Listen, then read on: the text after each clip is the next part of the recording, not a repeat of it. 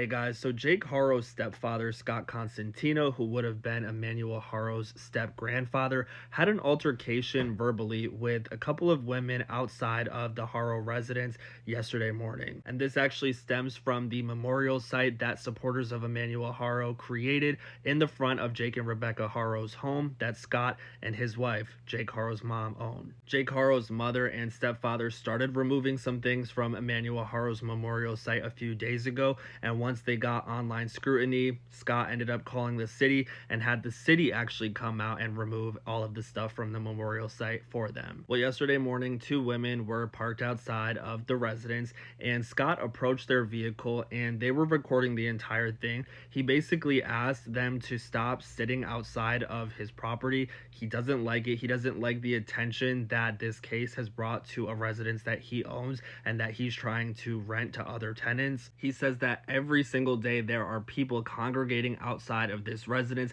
There's people confronting him and his wife, and it's bringing unwanted attention and drama in the area. He says that the memorial site is not needed in order for Emmanuel Haro's family to remember him and to honor him. He says that Jake and Rebecca are no longer in contact with him, his wife, or their family. They have both been excommunicated from them, and they don't support what either of them did, even though Jake admitted that what he did was an accident. He told his stepfather that he had accidentally rolled over Emmanuel while he was sleeping and smothered him. Does anyone actually believe that? Because I definitely don't. He also says that Jake is going to be serving his time. He's spending 40 years behind bars, and that based on what he's hearing, Rebecca is going to only be serving about 2. So we'll have to see how all of this plays out, but I just wanted to share that with you guys because it's a little bit of insight as far as what Jake is saying behind the scenes and a little bit of insight of what we may be expecting when it comes to Rebecca's sentencing next year.